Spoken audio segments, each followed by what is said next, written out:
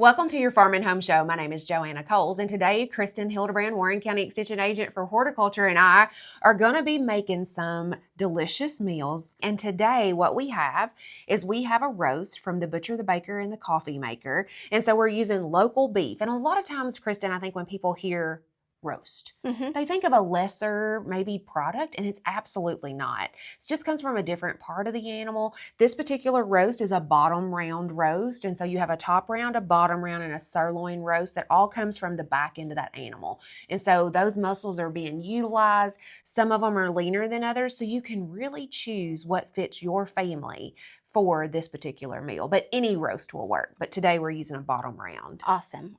Yeah. And so clean up. Yes. Talk to us about that. Yes. That makes it so much simpler. It does. You know, the slow cooker is amazing. Let's make it as easy as possible, right? One way to do that is to use a slow cooker bag.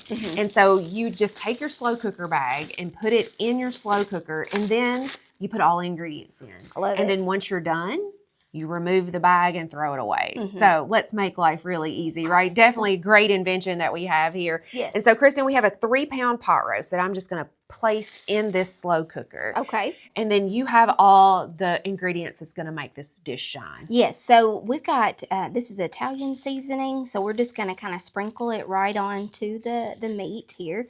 And I try to evenly put that on because this is so simple. And then this is your brown gravy, correct? Yes. Can you use au jus? You can. Okay. And so a lot of people say, oh my goodness, this is a lot of seasoning right in this one roast, but you can't over season roast. Like with steaks, we have a smaller surface area, but roast, we have a larger surface area. And so all this seasoning, people are like, oh my goodness, is it going to be salty? Absolutely not. It's going to be delicious. Now this is ranch, correct? Okay. So just put that right on top of that brown or au jus, either one. Okay, so we've got this added on top. Yeah.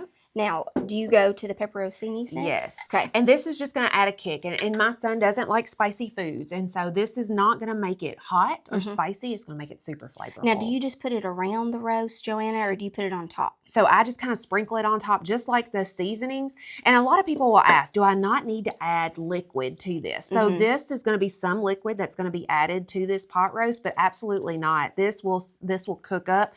Those juices, we saw the white flecks in that roast. It definitely has some marbling, and it's going to cook up really nice. And Kristin, there's a lot of variations to this dish. A lot of people use different seasoning packets, maybe banana peppers instead of these pepperoncinis. I know you like to add the butter. I mean, butter is an animal fat, right? And so it's going to add some flavor to the pot roast. It's also going to add some decadence and some richness to it. So certainly if that's something that your family enjoys, you can add that. And then we just want to cook this low and slow. And that's the main thing with our roast is we want to cook it low and slow.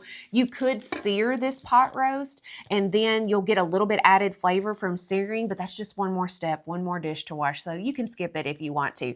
But any of these type roast, we can do it in the slow cooker. We can go from frozen right in here. The thing of it is we are going to have to cook that roast longer than we would if it was just thawed. So Kristin, we want to thaw our roast out. So for every 1 pound of roast, we want 5 hours in the refrigerator. You know, it's probably not safe to thaw roast on your countertop or in your sink. So it does take a little bit of planning, but the slow cooker does add the benefit that you could go straight from frozen to this dish. You're just gonna have to cook it longer. So you cook this, depending on the size of your roast, on high for 3 to 4 hours and on low anywhere from 6 to 8 hours. And then just leave it. And you come back and it's gonna be, your whole kitchen's gonna smell good.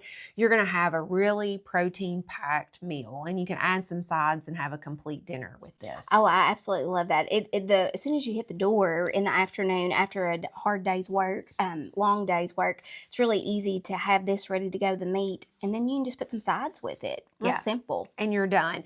And so we really encourage people to buy local. This came from one of our beef producers, but we have several here in our community. Try those different styles of roast. If you don't want to use a slow cooker, this roast is really great to thinly slice, like as roast beef, because it's long grained, where our top round is more medium grained.